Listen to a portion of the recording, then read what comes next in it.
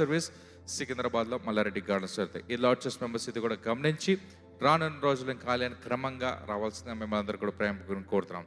మరిన్ని వివరాల కొరకు మా యొక్క నెంబర్స్ కూడా మీరు నోట్ డౌన్ చేసుకోండి. అలాగే వైజాగ్ మీటింగ్కి సంబంధించిన వివరాలు కూడా మా యొక్క నెంబర్స్ మీకు స్క్రీన్ పైన కనబడుతున్న నెంబర్స్ దయచేసి మీరు నోట్ డౌన్ చేసుకోవాలి. 9115555544, 9115555533, అలాగే 91000900. ఈ 3 contact numbers WhatsApp and phone కాల్లో మీకు అందుబాటులో ఉంటామండి. Thank you so much.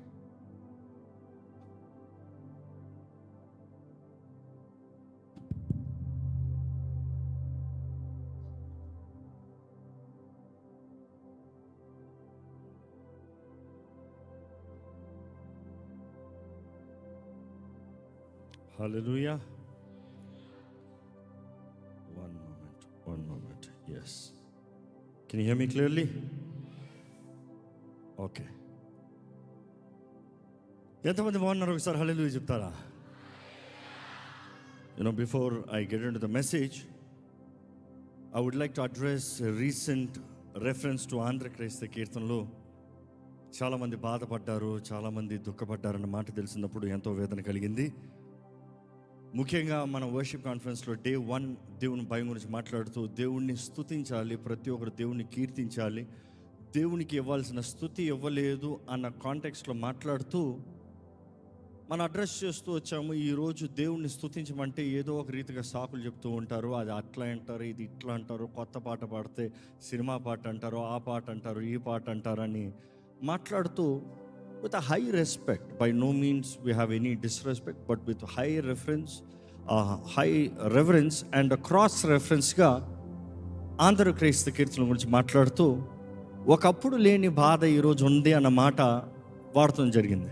అదే సమయంలో ఎంతోమందికి మిస్అండర్స్టాండ్ అవుతానికి కారణం ఏంటంటే, అది మిస్ప్రిసీవ్ అవుతానికి కారణం ఏంటంటే దాంట్లో కాంటెక్స్ట్ని జస్ట్ మధ్యలో తలతోక లేకుండా మధ్యలో కట్ చేసిన దానికి అది ఎంతోమందికి అర్థం కాక వారి భావాల్లో దెబ్బతూరటం జరిగింది. మన చెప్పను ఉద్దేశించింది ఏ రీతిగానే దేవుని స్తుతించండి అయ్యా, irrespective of blaming and criticising. కానీ ఎంతోమందికి అది ఎలా వెళ్ళిందంటే, రాజ్ ప్రకాష్ పాల్ ఆంధ్ర క్రైస్తవ కీర్తనలంతా సినిమా పాటలు అన్నాడు అని తప్పుడు అర్థం తెలియంది. దాన్ని బట్టి నేను ఎంతగానో దుఃఖిస్తున్నాను. అండ్ ముఖ్యంగా సేవకులకి, సంఘాలకి తెలియజేయాలని ఆశపడుతున్నాను. వీ లవ్ ఆంధ్ర క్రైస్తవ కీర్తనలు. పుట్టకతో ఆంధ్ర క్రైస్తవ కీర్తనలు వింటూ పెరిగిన వారిమే, అండ్ ఎన్నో చక్కని ఆంధ్ర క్రైస్తవ కీర్తనలు పాడుతూ వచ్చిన వారిమే. అందులో అనేక శాతం వాటిని రీప్రొడ్యూస్ చేసి ఈ న్యూ జనరేషన్కి అందించిన వారిమే. ఇన్ఫ్యాక్ట్ లాక్డౌన్లో అధిక శాతం ఆంధ్ర క్రైస్తవ కీర్తనలు పాడిన వారిమే. సో ఆంధ్ర క్రైస్తవ కీర్తనలు ఎప్పుడు మనం పాడుతూనే ఉంటాం.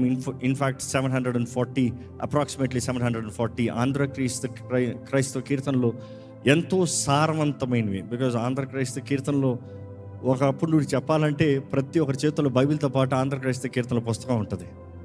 సో ఆ రీతిగా ఆంధ్ర క్రైస్తవ కీర్తనలు ప్రతి ఒక్కరి జీవితంలో ప్రభావితం చేసింది ఒక కీర్తనల పుస్తకంగా. అది కేవలం పాటలు మాత్రం కాదు, మనుషులు వారి జీవితంలో వెళ్ళిన పోరాటంలో, పరిస్థితుల్లో రాసిన పాటలు మాత్రమే కాదు, it also has a very sound doctrine. ఈ సృష్టి ప్రారంభం నుండి, నరజాతి విమోచన దగ్గర నుండి, క్రీస్తు చేసిన శిలువల కార్యం దగ్గర నుండి, ఆయన పునరుద్ధానము నుండి, ఆయన రాబోయే వార్త దగ్గర నుండి, ఇంకా it speaks about the entire the structure. And అది ఎంతో ఘనమైంది అనేది we always strongly believe and we like to emphasize. And ముఖ్యంగా ఈ మాటల్లో ఎవరికన్నా ఇబ్బంది కలిగి ఉంచంటే మనఃపూర్వకంగా క్షమాపణ వేడుకుంటున్నామండి. కానీ ఒకటే తెలియజేస్తున్నాను, క్రీస్తు శరీరంలో భాగమై ఉన్నాము. ప్రతి ఒక్కరిలో ఏదో ఒక లోపాలు కనబడచ్చు, కానీ చివరికి క్రీస్తు నామం మహింపరచబడాలన్న ఆశ. ఆమేన్. ఎక్కడ ఆంధ్ర క్రైస్తవ కీర్తనలు అన్నప్పుడు నన్ను ప్రభావితం చేసిన పాటలు చాలా ఉంటాయి. అందులో one of my all time favourite, నా పర్సనల్ ఫేవరెట్ ఆంధ్ర